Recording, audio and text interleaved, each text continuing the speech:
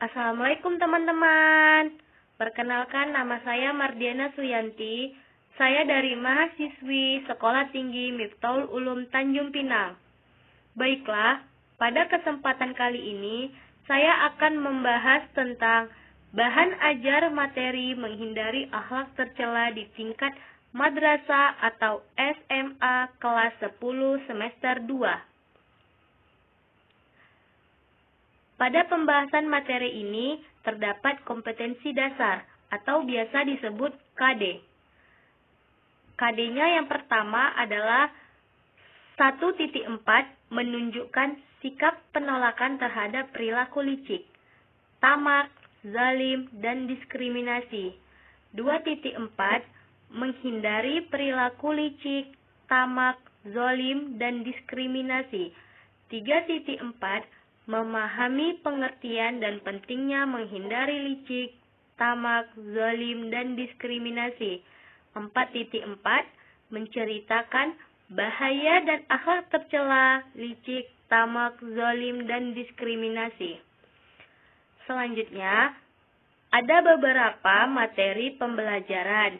Yang pertama, pengertian sikap licik, sikap tamak, sikap zalim, dan diskriminasi.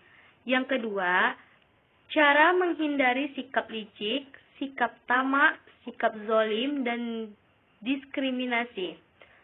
Yang ketiga, dalil dan hikmah menghindari perbuatan sikap licik dan sikap tamak, sikap zalim, dan diskriminasi. Selanjutnya, tujuan pembelajaran. Yang pertama, siswa dapat menunjukkan sikap penolakan terhadap perilaku licik, tamak, zalim, dan diskriminasi. Yang kedua, siswa dapat menghindari perilaku licik, tamak, zalim, dan diskriminasi.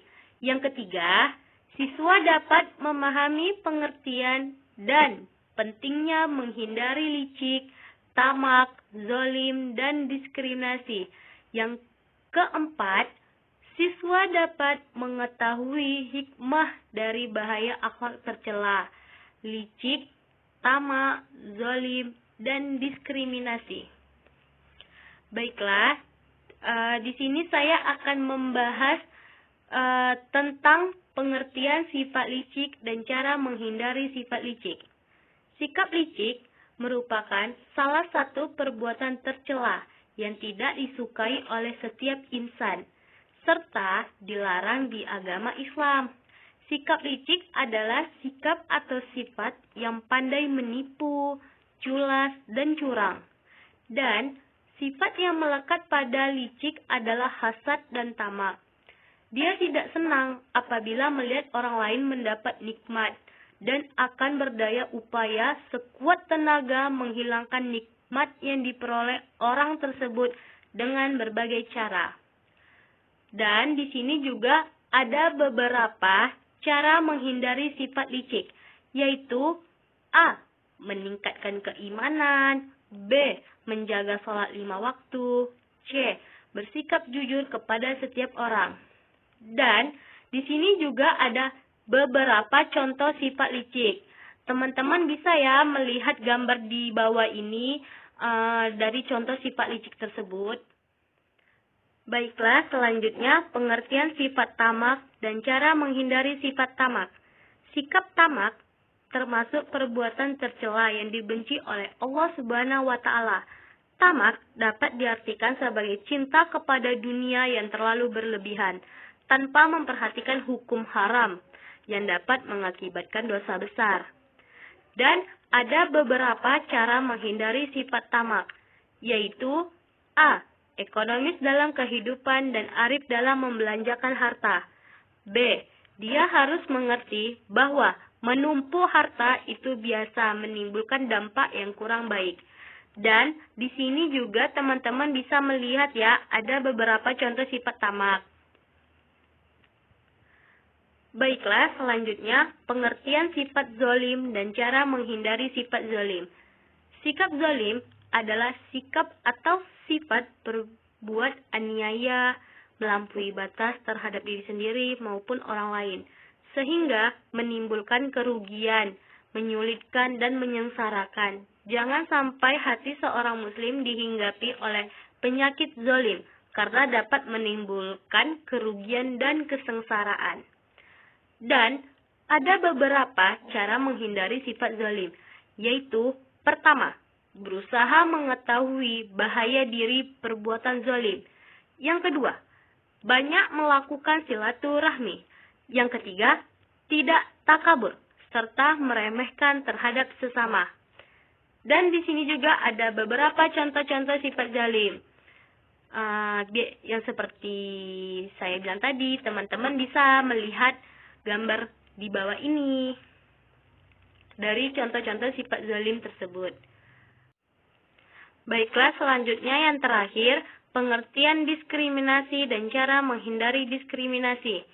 Diskriminasi adalah pembedaan perlakuan terhadap sesama manusia, seperti perbedaan warna kulit, golongan, suku, ekonomi, agama, ras, dan status sosial.